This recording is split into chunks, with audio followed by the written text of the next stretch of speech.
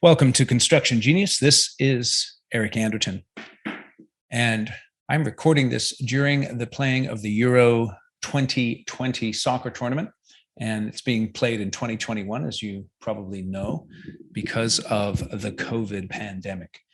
And earlier, probably about 6 days ago now, no, maybe 7, it was the round of 16, and England's my team. I was born in England. And so I root for England. And England's been through a lot of pain when it comes to soccer. They won the World Cup in 1966, beating Germany 4-2 in the final. And since then, they have not been in any World Cup or European Cup finals until this week. Sunday coming up here, they're going to be playing Italy in the final after defeating Denmark 2-1 yesterday. But I want to take you back to a couple of games earlier, to the round of 16 game where they were playing Germany. Germany, their arch rival. Germany, who we can never beat in a tournament, at least not since 1966 when we beat them 4-2 in the final. And England was playing. Germany was kind of a weaker team, but you know that mental roadblock that people have when it comes to sports. You know, teams have, we can never beat Germany because Germany always beat us in these knockout stages. Crowd was going nuts. Raheem Sterling was on the ball. He passed it out to the left. It got passed back into him and he scored a goal and the crowd just went crazy. Raheem Sterling's a very good player, plays for Manchester City. And right there, right after he scored the goal, is a time of great jubilation, but it's also the time of great danger. And following the goal, maybe 2 or 3 minutes after that, if not even sooner, he gave the ball away in midfield. The goal scorer, Raheem Sterling, gave the ball away to the Germans. There was a through ball. And Thomas Muller, who is an excellent player, was away on a breakaway, one-on-one against the goalkeeper. And it's so interesting in sports how many times after the greatest success, there can be the greatest failures. It's a time of great danger when guards can get let down and things can occur. Goals can be scored against you right after you've scored a goal. And a similar thing often happens in business, and specifically around hiring people. It's really interesting. Think about when you've hired someone. You go through the pain and the agony of sourcing the talent, interviewing the talent, taking them through assessments. By the way, if you don't do assessments when you are hiring people that generate questions for you that you can ask them, assessments that are specifically designed to give you data around the position that you're hiring, you really need to do that. Feel free to contact me on my website, Construction Genius. I can direct you to assessments that I use with my clients that are extremely powerful. But you've done the assessments, I'm assuming. You've gone through the interview process. You've sourced the talent. You've made the hiring decision. And then you breathe a big sigh of relief and you say to yourself, phew, I can now go back to my real job. I can now go back to winning projects, building projects, whatever the case may be. And you let your guard down and you fail to follow through with the new hire. And as a result of that, they fail. That's the moment of danger, right after a moment of success when you've just hired someone. So what can you do to avoid this moment of danger and ensure that your new hires succeed? That is exactly what we're going to talk about today in this episode of Construction Genius.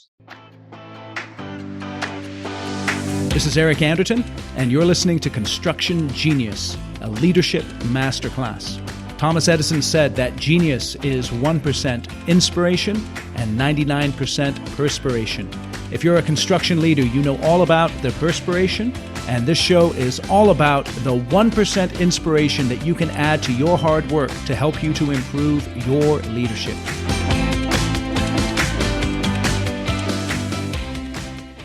Three things I'd like to cover here in the episode. Number 1, buddy them up. Number 2, ride around. And number 3, 90-day focus. Those are 3 things that you can do to ensure that your new hires succeed.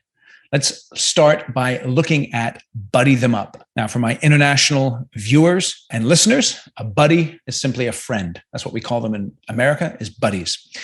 When I was a kid, I spent a lot of my early years moving around from place to place. So I was born in England. When I was about 4 or 5, I moved to France, then to Germany, then to the United States, and then back to England, and then finally back to the United States when I was 15, and I've lived here ever since. Now, That means from age 4 or 5 to 15, I went to a bunch of different schools, and I got really used to meeting new people, getting comfortable in new environments, and being disrupted, basically going from place to place to place. Now, not everyone is like that. And what schools do, which is very interesting, is when a new pupil comes in, particularly in the middle of the year, let's say, they'll often buddy them up with someone to show them around the school and get them comfortable with a new environment.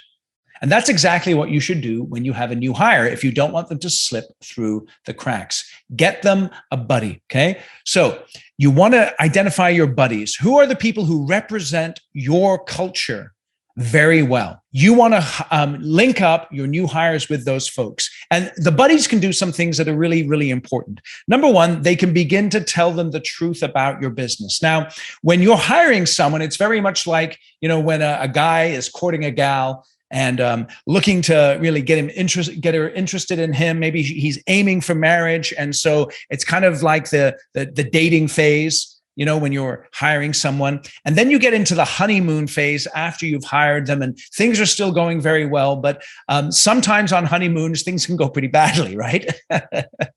So you want someone who's going to tell them the truth about the business, the good, the bad, and the ugly. Because the fact is, when someone comes into your company, they're going to see that eventually. And so you want someone who's been through that, who's navigated the difficulties of working in your business, because every business has difficulties. And you want someone who understands the culture, that can show them the best of what's going around in your culture, and also give them some indicators of what some of the landmines are in your business. And so you want to be able to bring someone in who can just tell them the truth. Get them a buddy who they can talk to, perhaps a peer that they can really develop a relationship with. Make sure that this buddy takes them out to lunch, gets them involved in the company culture. And you particularly want to do this if you had a competitive hiring process that involved internal candidates. Okay, so if you have those internal candidates who are still in your business and you've hired from the outside, then that buddy can really be that buffer, because you know what happens, right? If someone gets passed over, an internal candidate, it can create jealousy, it can create resentment, and you want to make sure that you smooth out that friction as much as possible. Now, you can't always do that. So if you're bringing in an outside hire, be ready. And I was just chatting with one of my clients about this this week. Be ready for the people who got passed over to say, well, you know what? I don't think this is a place for me anymore. Nevertheless, though, that buddy system can help to smooth over some of those difficulties with the transition. So after you've buddied them up, the next thing you want to do is you want to do ride-arounds. Now, if this person is reporting to you directly, then you want to make sure that you're doing the ride-arounds with this person. If they have another person they're reporting to, their reporting manager should be doing the ride-arounds.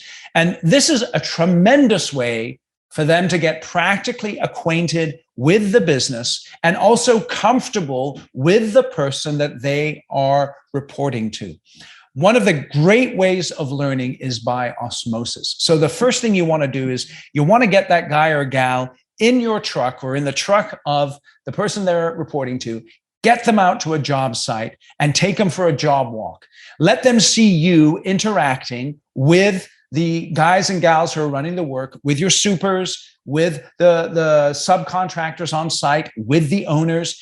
If possible, show them how you handle conflicts. Perhaps get them in on one of those difficult conversations at a job site or with a client. Show them how the field and the office interact with each other. Really give them a sense of what it's like to be involved in your business and how you, as a leader in your business, interact with both internal folks and external folks. That ride around is crucial. And it's particularly important for PEs, project engineers, young people who are coming out of college and starting in your business, because it's easy to see these guys and gals as just cogs in the machine. Just go out there and get your stuff done. And fair enough, they need to go out, get their stuff done, prove themselves to you before you start moving them up.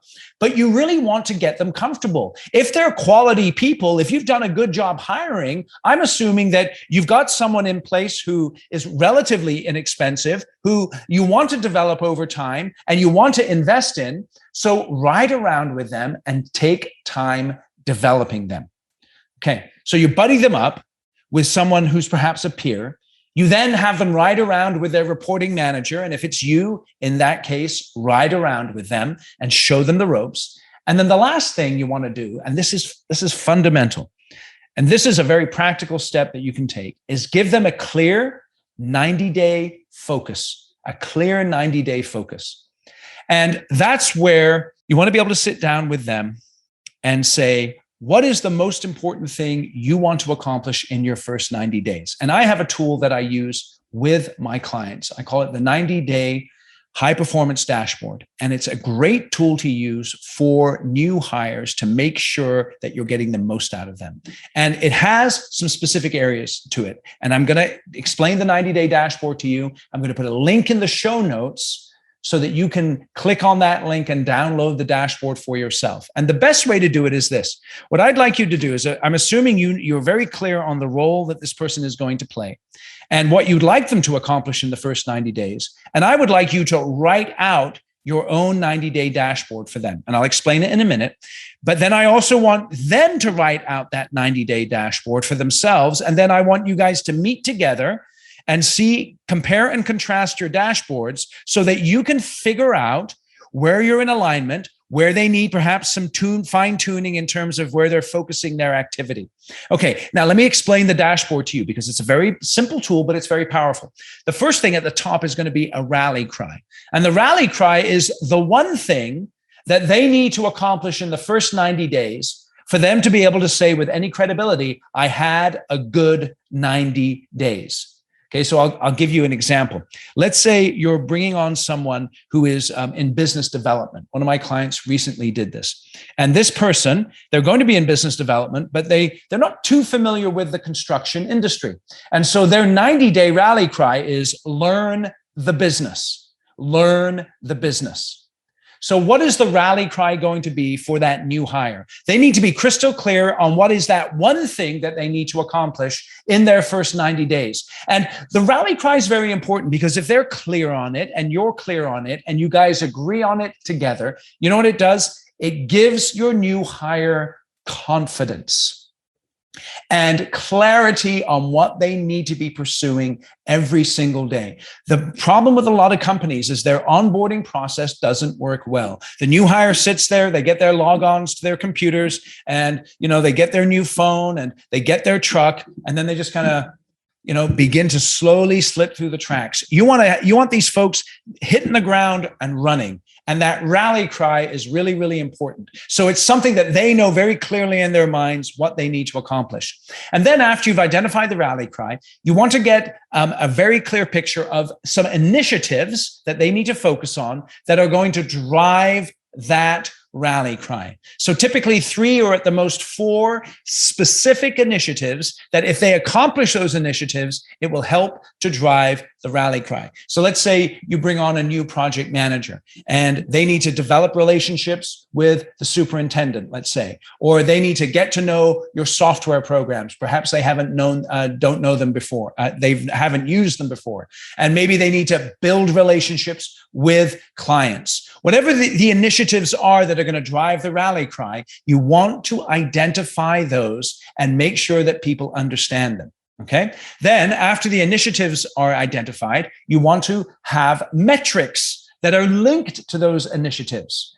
Okay. So you have to figure out how you're going to measure their performance in the first 90 days as objectively as possible. They need to know how they're doing. You need to know how they're doing. And so those metrics are very, very important. You can then hold them accountable for the progress they're making in the execution of their initiatives, which will lead them to achieving their rally cry. And those metrics can be date-based, they can be numbered-based, but you need to identify them so that you know whether or not someone is winning or losing as a new hire in your organization. The next part of the dashboard is relationships. And we all know in construction that relationships are fundamental to the success of any construction business. And again, if you've got a new kid on the block, it's essential that they begin to develop relationships quickly. Some people understand this instinctively. Some people are less adept at building relationships. So you want them to understand the relationships they need to develop internally, up, down, and across the organization, and externally with subs and with clients and with vendors. And I would really encourage you to make sure that that person is focused in the first 90 days, not only at developing themselves technically and getting comfortable with the processes of your business, but make sure that they are comfortable developing the necessary relationships which are going to be key to their success. And then that leads to the last part of the dashboard, which is the development opportunities. People thrive when they're clear on what they need to achieve, how they're going to achieve it, how they're going to be measured, what relationships are important, and when they're giving opportunities to develop themselves. So one development opportunity for many people when they're first coming into an organization, obviously, is learning software programs, perhaps. A development opportunity could be technical. It could be a leadership development opportunity, a relational opportunity. You might have, as part of your first 90 days, a real deep dive into the culture of the organization. This is how we do things here. And you may have classes that you've already developed for that. If you don't have classes for that, feel free to contact me and I'll give you some advice as far as that's concerned. But whatever the case is, you want them to be clear on those development opportunities. All right, so go to the show notes, download the dashboard. It'll give you a great tool that you can use with your folks to make sure they don't slip through the cracks in the first 90 days. And remember, you've got those aspects to the dashboard: your rally cry, your initiatives, your metrics, your relationships, and your development opportunities. Now, this is the secret that a lot of people miss in the first 90 days. If a new hire is going to be successful, you have to commit to meeting with them every week, if possible, or every other week for 30 to 60 minutes, dashboard in hand, and sitting down with them and asking them, what's working, what's not, what do we need to do differently, what are you learning? You need to spend time with your new hires. You can't just assume that they're going to get things done. Remember that fatal flaw. After you've hired someone, you wipe your brow and you think, man, I am done. Now I can get back to work. Hold on a second. If you've hired someone, making sure that they're successful in your organization is a key part of your job. Because who is responsible for the success of new hires? Well, first, they are. And that's why they need to do the dashboard and commit to being held accountable.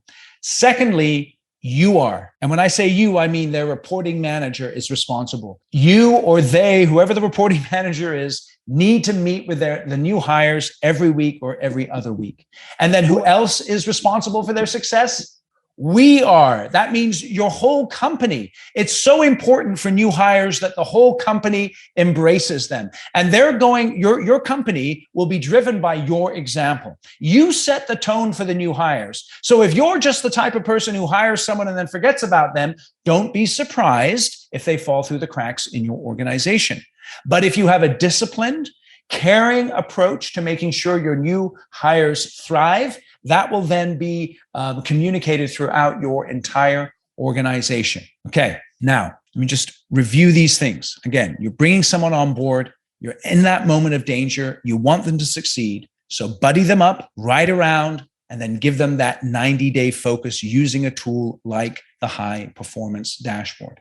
Now, I know that you're very busy. And in your mind, you're thinking, I don't have time for all of this. And let me say this. If you have that attitude, don't be surprised when good people fail in your business. Don't be surprised when 90 days down the road, you're thinking, I just hired Fred Bloggs. I'm paying him $150,000. He should be balling out. And in a way, you're right. But on the other hand, if you haven't given time to make sure that that person is focused for their first 90 days, some of that responsibility falls on you. Because you might be thinking again, I don't have time, and shouldn't they figure stuff out? And again, you're right. They should figure stuff out. But if you want them to really ramp up their success quickly, focus in on the first 90 days and think through buddying them up, riding around with them, and then giving them that 90-day focus. Okay, so back to the soccer game now. England had just scored. Raheem Sterling was the one who scored the goal. And then a couple minutes later, he gave the ball away. Thomas Muller, one of the great German players, was on a breakaway with one-on-one with Jordan Pickford. And you could see, I tell you, I was just standing there waiting for Germany to score. If you look on the video, you see Raheem Sterling kind of rolled up in a ball, right? Really bummed out because he knew it was his fault that Thomas Muller was on this breakaway. And you see Thomas Muller take the shot and it beats the goalkeeper and it goes just wide of the post and the goal didn't score. England went on to score a few minutes later and they won the game 2-0. Now, they got lucky in that situation. And maybe you've gotten lucky in the past too. You've hired someone, you've just put them in place and hope that they do well, and they do well. But it's better to be diligent than just to rely on luck. And I want to encourage you, when you hire someone, ensure that they're a success by spending the first 90 days really focused on getting them acclimatized in your company and focused on what's most important so that they can get off to a good start with your company. All right, so your next steps, get them that buddy. Make a list of who are the buddies that I want to be able to get people related to when they get hired into my company. Number 2, commit to those ride-arounds. Those ride-arounds are absolutely essential. You'll get to know someone. See how they do as they're interacting with the guys and the gals on the job site, with your clients, with your subs, with your vendors. Download the dashboard. It's free. Just click the link in the show notes, get that dashboard, and then make sure that you're meeting with the new hires weekly or bi-weekly. Okay. Now, if you have any questions about this, I'll put a link in the show notes where you can contact me and I can talk you through some of this stuff if you're interested, because I use this with my coaching clients all the time. I was inspired to do this podcast based on a coaching call that I had with the president of a construction company. So feel free to contact me if you need any help with your particular executive leadership or executive leaders in your organization. My name is Eric Anderton. Appreciate you listening to Construction Genius here today. Feel free to share the podcast with anyone that you think would benefit from it. And give us a rating and a review wherever you get your podcasts if you haven't done that yet. And just one other thing, feel free to reach out to me on my website and suggest topics that you'd like me to cover in these solo shows, or potential interview people that you'd like me to interview for the Construction Genius podcast. I'm always open to ideas, and I'm always open to you contacting me and getting to know you a little bit better. So thank you again for listening, and have a terrific day. Today's episode was brought to you by the Construction Conclave. If you as a construction leader would like to develop your skills and get involved in a community of like-minded construction professionals who are focused on building healthy teams, profitable projects, and long-term successful businesses, then the Construction Conclave is for you. It's a private, invitation-only group of construction leaders that are focused on developing their leadership skills. We do training every single month online that looks at how to become a better leader in a very practical, straightforward way. We also have other events that build community and camaraderie so that you can associate with others who are interested in developing their skills as leaders. If you'd like more information and to see if you qualify for participating in the conclave, feel free to reach out to me, eric@ericanderton.com.